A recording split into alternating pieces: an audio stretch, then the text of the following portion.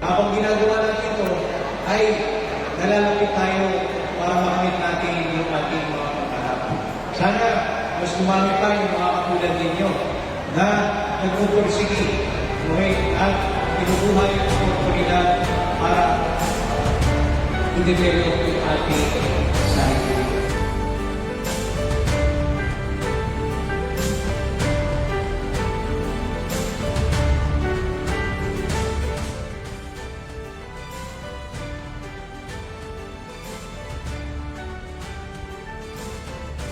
Natin, nalalaman po natin yung parang natin. So, kailangan talaga so, kayawanan natin yan para nagagawa natin.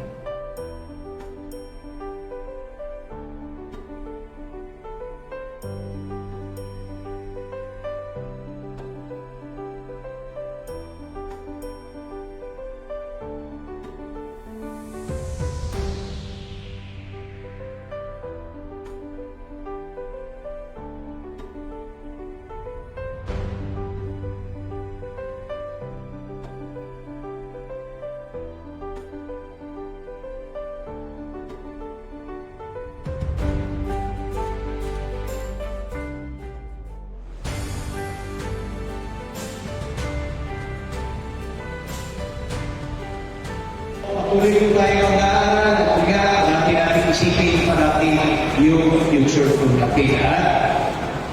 Tandaan po ninyo nasa likod at papalansod para supportan tayo sa lahat ng inyong mga Isipin natin, nandito tayo, paano natin ma-maximize yung oras natin dito. Para paglabas ninyo, handang-handa na tayo. So, tama yung ginagawa natin. Yan, yung mga nag-graduate ng elementarya, nag-enroll ulit tayo ng sa high school. Dapat isipin natin, nandito tayo. Dito yung pakatas, nagtulungan dito para tayo sa malaking pamilya. Huwag sa nagkakamali yung mga family members natin. Nag-aaral yan.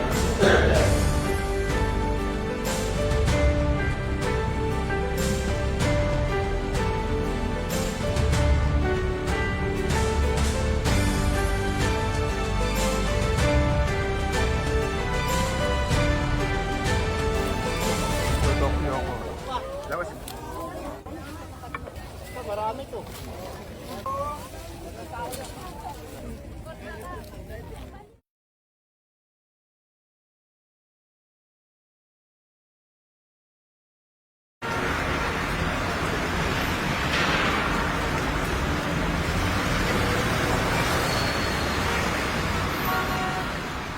Ito ang Navotas City, ang fishing capital ng Pilipinas. Dito, ang dagat ay buhay.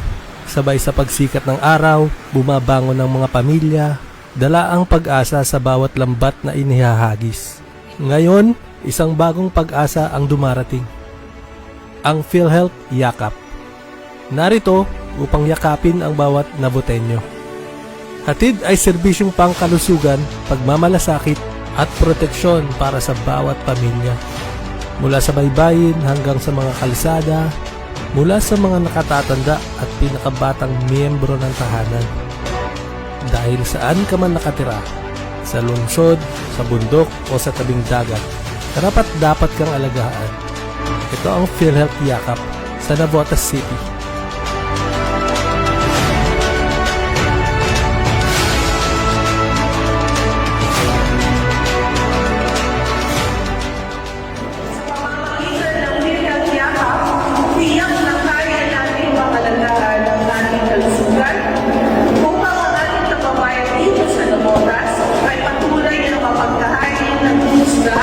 sa bawat kapag-kain ng Pilipino na may PhilHealth Yakap para sa malusog, masigla at may pag-asang kinabukasan.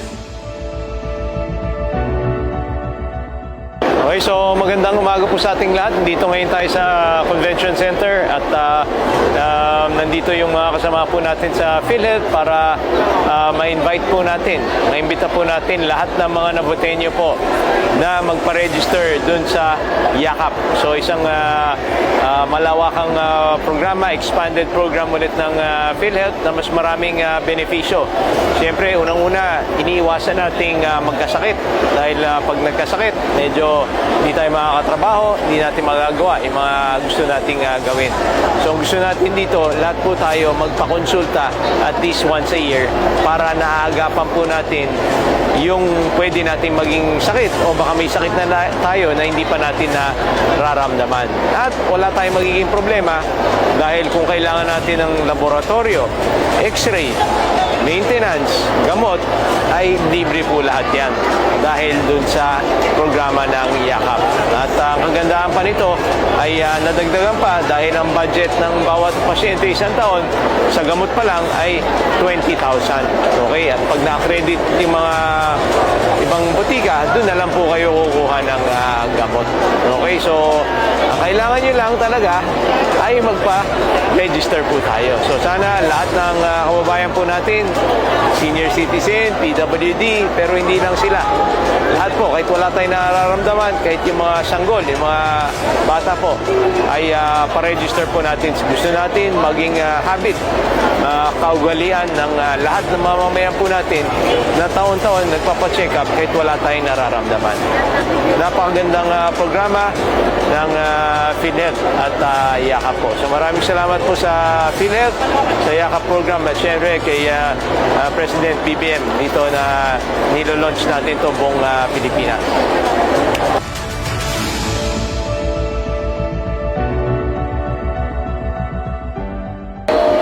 We are very excited, no? Nandito po kami sa Navotas. Ang LGU po under the leadership of Mayor John Ray Tiangco. Matagal ko po siyang kaibigan at alam ko talaga na he is very committed and dedicated and serious about serving his constituents in Navotas. And isa dito, nag-launch po tayo ng Yakap, PhilHealth Yakap dito sa Navotas. Ibig sabihin, we will now have consultation, laboratory, medicines or gamot, and then cancer screening. Kasi ayaw natin na lumala pa ang mga sakit ng ating kapwa Pilipino. At welcome po. Ngayon po yung launching po ng PhilHealth Yakap natin. Yaman ng Kalusugan program po ng PhilHealth. Samantalahin po natin to. Kung matatandaan po natin, meron tayong PhilHealth Consulta. Sa PhilHealth Consulta po, meron tayong 21 na gamot. Ngayon po, dito po sa bagong PhilHealth Yakap, nadagdagan na po ng 54, total of 75 na po yung gamot na magiging available po na pwede nyo makuha sa health center natin, saka sa partner na mga generika outlet po sa Navotas. Bukod po dito, madadagdagan din po yung mga laboratory natin, particularly yung sa cancer screening. Makaka-avail po tayo para ma-prevent, ma-diagnose na maaga kung may cancer po tayo at magamot ka agad. Diba? Pagka early diagnosis, early treatment, yung possibility na maganda yung outcome, napakalaki. Sa ngalan po ng City Health Office, inaanyayahan po namin lahat po ng Navotenyo na pumunta po sa mga accredited. Lahat naman po ng health centers natin, 12 sa Navotas, accredited po. Mag-PhilHealth Yakap po tayong lahat. Maraming salamat po. PhilHealth Yakap, thank you. Nakakuha na ako ng libreng gamot. Thank you, PhilHealth Yakap. Hello. Ako po si Jocelyn Marquez ng Kahonari 1, San Jose. Nagpapasalamat po ako at nakakuha ko sa PhilHealth ng libreng gamot sa Yakap po. Maraming salamat po sa inyo.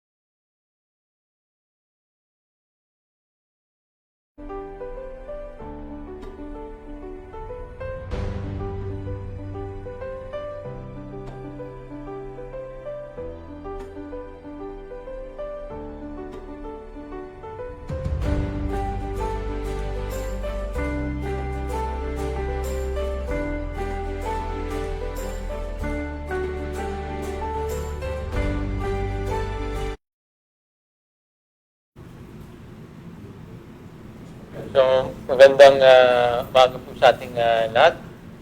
Lunes na naman po at magre-report po tayo sa mga nangyari ng mga nakaraang linggo. So, marami po tayong natanggap na parangal, pagkilala. Unahin na po natin yung ating PGS Silver Trailblazer Award sa ating hospital. Ito yung grupo na nag-assess po dun sa performance ng isang institusyon. At yung institusyon po na yan ay itong hospital po natin. So, yan po. So, kinikilala po tayo dyan na maayos ang malakad ng ating hospital. At, syempre,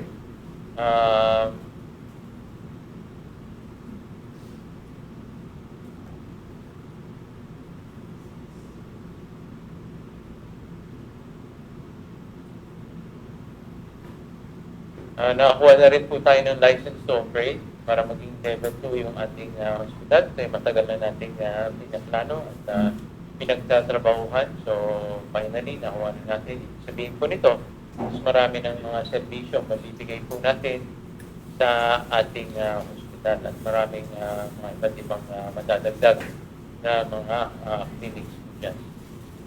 So, nakakuha rin po tayo ng Certificate of Recognition sa Schools Division of Navotas. Kinikilala po tayo na number 1 po tayo sa lahat pong NCR dun sa National Achievement Test 2024-2025. So, congratulations po sa Schools Division of Navotas at siyempre sa lahat ng ating mga principals, sa lahat ng ating mga guro, mga non-teaching personnel, sa mga magulang at sa lahat ng mga NGOs po natin na tumutulong sa bawat school po natin. So, napaka-importante po nito dahil po yung tungkol sa kinabukasan ng ating mga anak.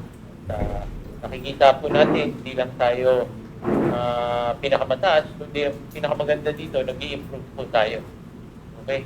So, yung score natin nag-i-improve kumpara doon sa mga nakaraang taon. Sabihin nito, yung mga ginagawa natin mga programa ay epektibo. Okay? At so sana tulungan pa natin. Bonus na lang po yung number 1. Gusto pa rin natin next year patuloy na nag-improve yung performance ni kalidad ng edukasyon sa ating mga paaralan. So nakakuha rin po tayo ng Subaybayani Award, City Engineering Office.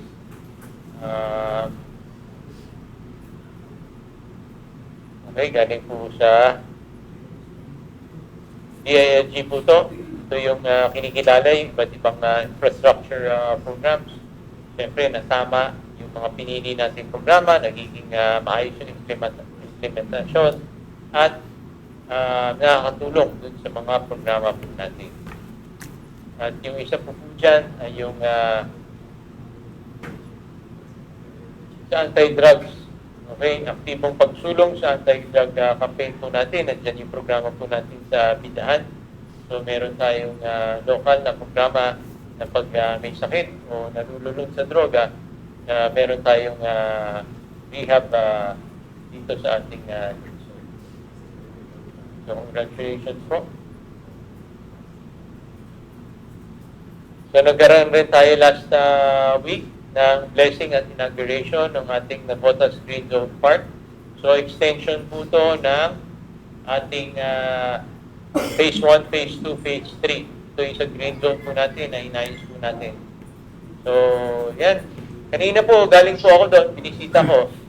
Kasi nalulungkot po tayo, yung mga ibang phases po, ay ninakaw na po yung mga ilaw, mga kuryente. Okay, so ito, pinapabantayan ko po. At meron na nga ang bukas po doon na kukunin na naman yung kuryente. So, pakiusap po natin sa mga kabarangay po natin dyan, mga kababayan po natin. So, itong part po na to para sa ating lahat po to. So, sana ingatan po natin dahil pag nasira po yan, ginawa natin yung mga gamit, hindi na natin mapapakinabangan. Okay? At sana wag na tayo magtapon ng basura po dyan. Dumaan ako kanina umaga, daming basura. Okay? Durapa, okay, kung ano-anong ginagawa. Okay, so yan, part po natin to. At yun nga, kung ano-anong mga iniiwan natin mga gamit po doon. So maraming salamat sa MMDA at sana matuloy po natin yung programa po natin. Pagtawid naman ng Fishport, meron pa rin area po doon para humaba yung linear park po natin. Yung nakaraang Lunes din po, nag-blessing po tayo ng electric bus para sa mga ito yung pagkakakitaan ng PWD na mga kooperatiba. Okay, so sila yung magpapatakbo po nito, katuwang ng DSWD para meron silang income. So napakaganda. Then electric bus, tahimik na tahimik, aircon, okay, internet, CCTV, komportable po tayo. At siyempre makakatulong pa sa kalikasan dahil electric bus yan at nakakatulong sa livelihood ng ating mga PWD. Ito rin po yung isang programa po natin na parati ko kayong kinukulit na napaka-importante yung PhilHealth Yakap para sa lahat na nabutin nyo. Pero dito, nilaunch naman natin, iikot tayo sa bawat paaralan. Gusto natin lahat ng mamamayan po natin ay naka-register at naka first patient encounter po sila. Okay, napaka-importante po yan.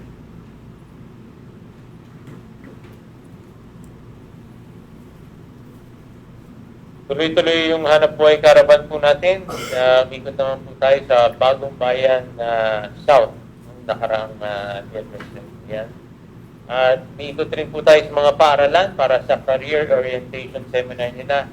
Yung mga 10th grade na pipili na ng kanilang strand pagdating ng senior high school. Napaka-importante po nito na pag-isipan nilang mabuti dahil ito yung magiging direksyon ng kanilang kinabukasan. So, marami tayong mga speaker po dyan para i-guide po yung mga grade 10 po natin. Sabado naman po ay nag-attend po tayo ng Children's Congress. Okay? So, at nag-report tayo ng tungkol sa kalagayan ng mga kabataan sa ating lungsod.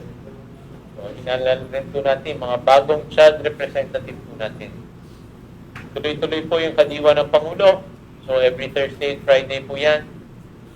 So, high tide alert. Pataas po yung tide level po natin. At yung peak po niyan sa Sabado, 2.0. So, yan. Ingat po tayo at bigay na lang tayo ng announcements. Pero hopefully, wala naman po sana bagyong kasabay po yan. At yung social pension payout sa Tansa, maraming nagte-text po dito. Ayan, December 9.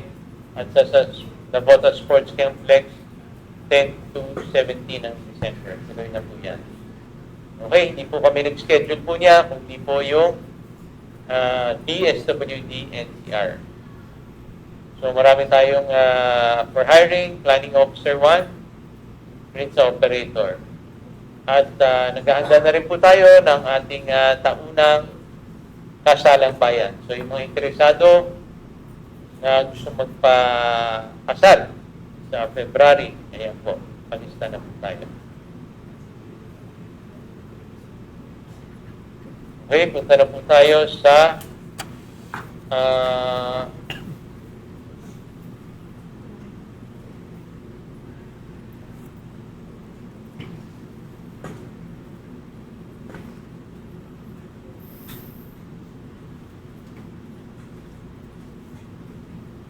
so, IDSAP Housing Assistance. Magandang araw po. Regarding po sa IDSAP, per last update po ng DHSUD, on process pa rin po ang lahat po ng application. They will inform us po kung kailan po yung tentative payout po nung sa IDSAP program.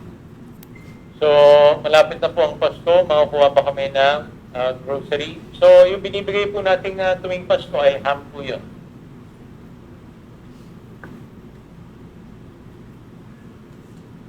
May nag-open po ba ang tupad ngayon, buwan?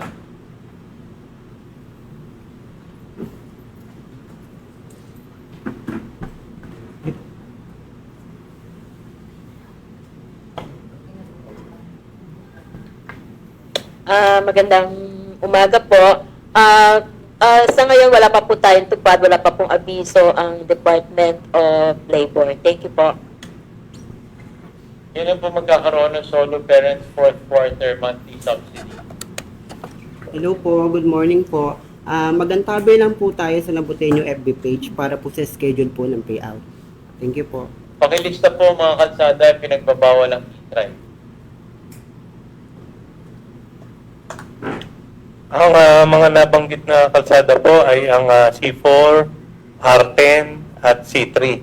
Yan po ay pwede po tayo tatawid lang po ng mga nasabing lugar pero hindi po tayo pwedeng bumaybay niyan. Okay, so tungkol rin sa e-trike, alam niyo naman po, nabigyan kayo ng individual permit, di ba? Anong tawag doon sa permit niya? So, permit to operate. Pero bawal po yan pumasada. Okay, una-una. Pangalawa, sa mga kondisyon yan, meron kayong paradahan. Pero sa nakikita po natin, parang wala naman kayong paradahan. So, mag-stricto po tayo dyan. Pagpasensya nyo na po kung mahuli po kayo. So, sana yung itinalagan yung paradahan, doon yung iparada yung mga e-trike po natin. Mga waitlisted, saan kaya waitlisted to? Senior? Okay, wala po sa amin yan. Sa NCR, DSWD po yan. Paano yung renew ng 2025? Need po ba ng police clearance? Yes po, good morning po. Yes po, kailangan po yung police clearance in absence po kasi ng maritime clearance po. Okay, so CDO Cooperative Development Office, CDO.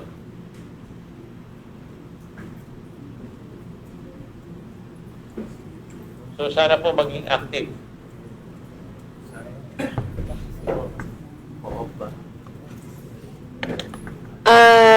Yung pong sa Cooperative Development Office ay matatagpuan po sa Public Employment Service Office. Active naman po ito at meron tayong sariling focal person. Thank you po. So working po ba mga CR sa green zone at di po pinapatay yung ilaw pag 9 PM na? Meron naman po tayong schedule dito na meron po tayong pantay. Tuesday to, I think Wednesday to Sunday po hanggang 10 PM lang po.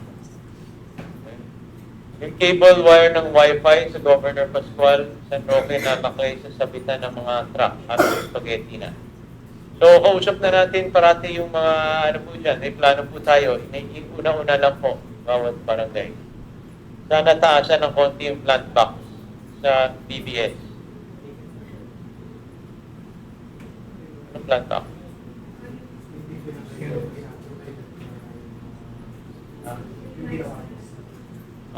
Okay. So, hindi na po plant box po yun. Ginagawin na po natin yung harang dahil nasira na po yung plant box. Paano mag-enroll sa PhilHealth Yakap? So, walang age limit po yan. Lahat po. Punta lang po kayo sa health center. Alam na po nila yung gagawin. Sana mayor mapansin yung issue sa pabahay habitat. Gusto ngayon ng nakawan. Okay, so maraming salamat po. Kung alam niyo po kung sino nagnanakaw po dyan at ano unit, banggit lang po. Sana malagyan din ng mga poste ng solar dito kabaan ng Tres Talipapa. Tulad po sa may kabaan ng Bakog ng Ari. Okay, so salamat po sa suggestion po ninyo. Kailan po i-renew ang bangka? Hindi po nakapag-renew ngayong taon. Yes sir, may bangka kahit kailan naman po yun, pero syempre may penalty po tayo ngayon. Lagpas na po tayo sa July.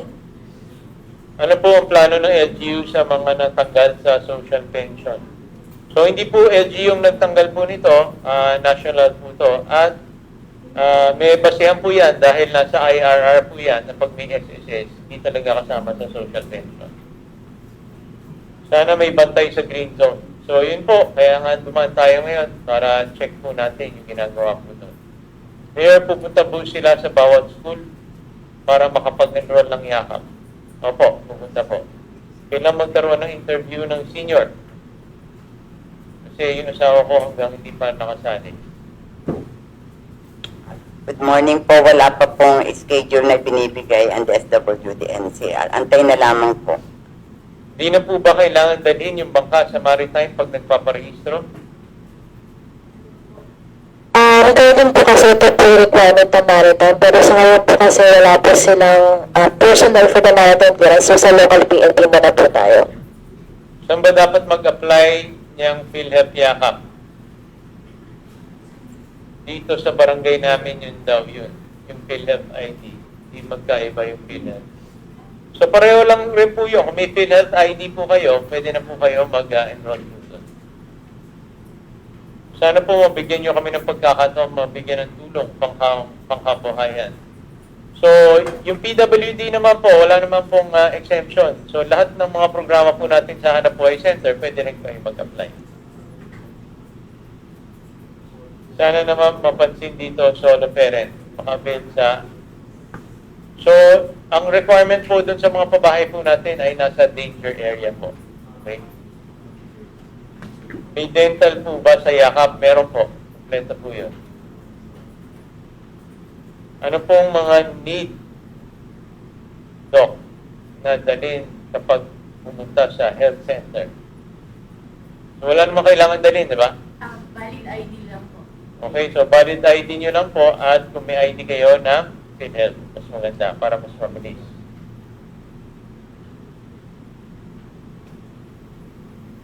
Yung puno dito, di pa rin nabibisita hanggang ngayon.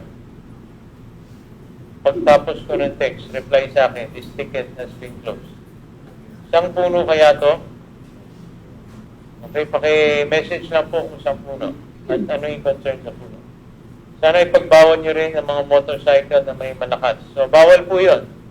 Meron na pong ordinansa po doon.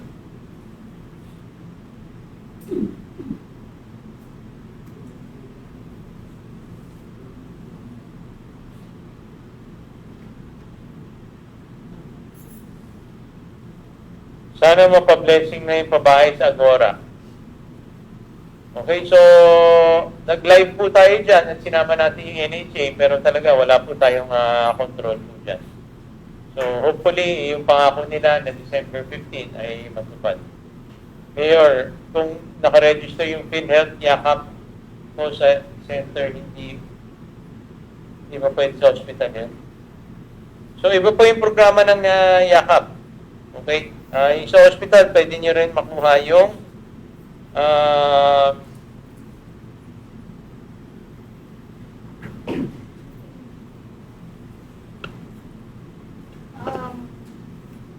Pagdating po naman sa hospital, once na nirefer naman po kayo ng mga health centers, makakabi naman po kayo ng mga libreng services po natin. Thank you po.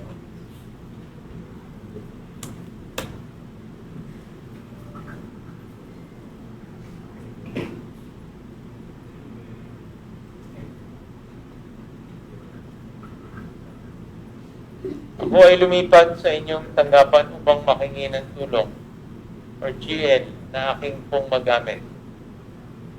Magpapa-operate sa NKTI, isa pong ano mga pong tulong. So punta na lang po kayo sa NapoServe po para ma-check mo natin kung kompleto yung requirements.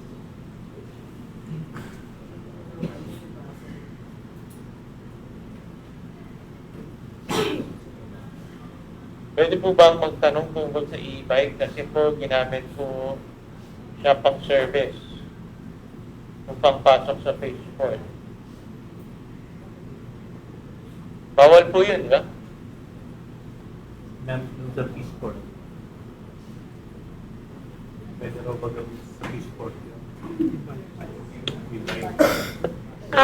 Ang ano po doon, for private lang po natin ginagamit yon. Pero kung service para sa tao, ibig sabihin po, binabayaran din sila doon. So, hindi po pwede yun. For family use lang po ang private natin. Pero if you are ng kapatid kong babae, bakit po may bayad agad? Wala tayong community service or events.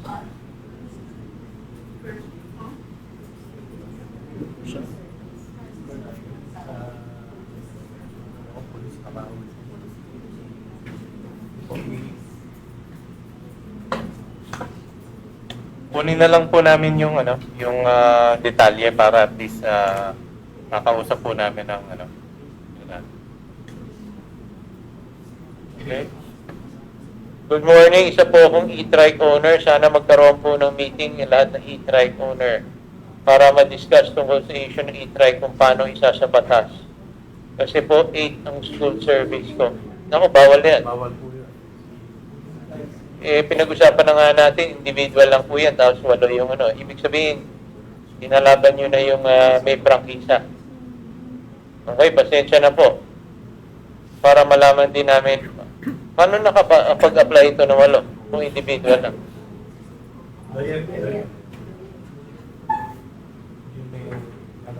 Walong application ng e-trike o nakapag-apply daw.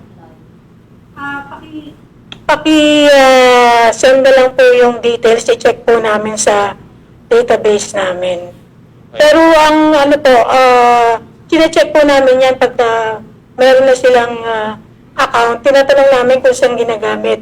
Meron din po kasing may single na gamit, meron din pong 2 gulong, meron din 3 gulong. So, check na lang po, kunin na lang po namin yung details ng may-ari. Wala na?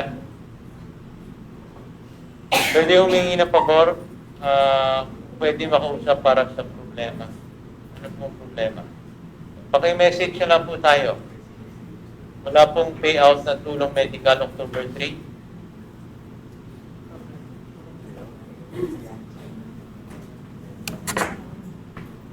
Inaayos pa po ng DSWD NCR yung listahan. Once ma-forward na po yung list, magpo-post na lang po sa FB page ni Pang Tupi.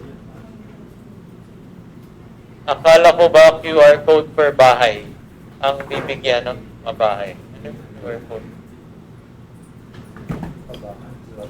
Magandang umaga po.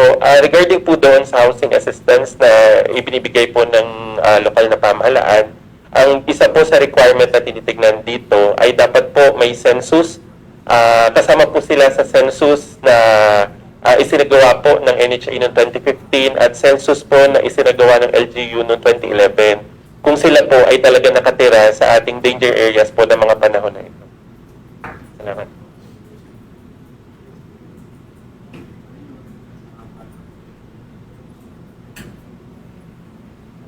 Good morning.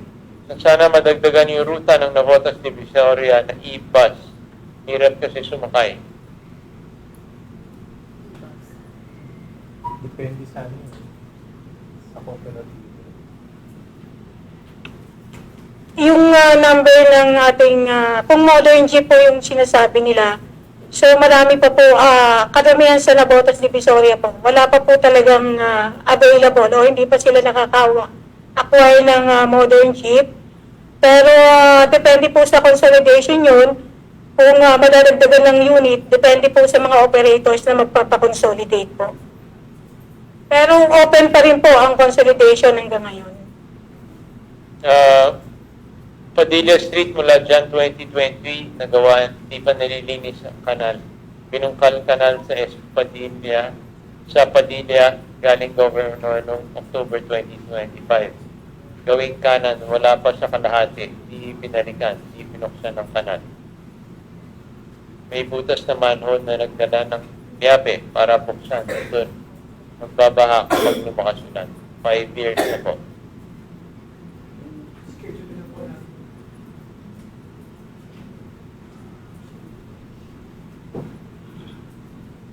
So itong sa kulang ang sweldo, pa-check na lang po natin. Good morning, Mayor. Matagal po rin reklamo yung kuryente. Na-picturean ko na po makita yung problema kasi nakadikit na sa bahay namin sa Dulong Tangon. Okay. Pakikuha na rin po yung exact, pakisend po yung exact address. So kailan yung Christmas gift po namin? Kailan ba? Yung hapon.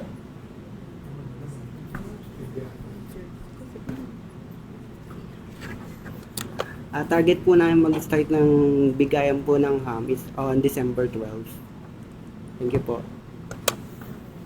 Sana po pahigpitan ang bigyan ng penalty yung mga hindi humihinto sa pedestrian lane. Mas madami po kasi nasagasaan sa pagtawid ng tama sa pedestrian lane, lalo sa munisipyo Tawiran 7-11.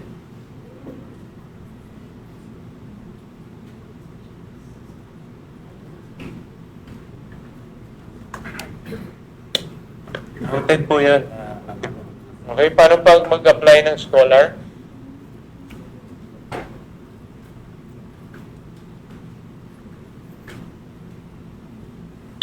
Morning po. Kuhanin ko na lang po yung info na nag-message para po maibigay po namin yung angkop na scholarship program po para sa kanila.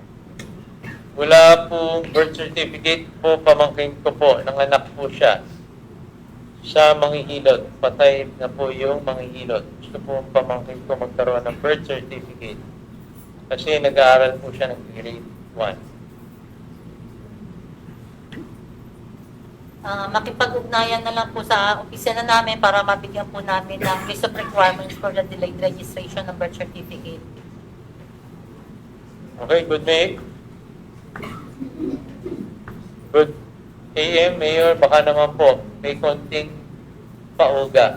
Ano pauga? Sa aming BHW. So yung BHW, marami po nagtatanong yan kasi under po kayo ng barangay health. Oo. So, hindi ko alam, baka hindi tayo payagan ng COA na gumastos para sa, dahil nga, empleyado ng barangay. So, pag binigyan natin yung barangay health worker, hingilin sa atin yung tanod. Pati lahat ng empleyado po ng barangay. Pero lahat naman ng mga programa natin sa mga pagbibigay ng Christmas gift, mga hamon, lahat ng nabutin niyo po yun. Kasama yung Choy ni... Ano yun? Choy Nori na di gasolina sa bawal na major road.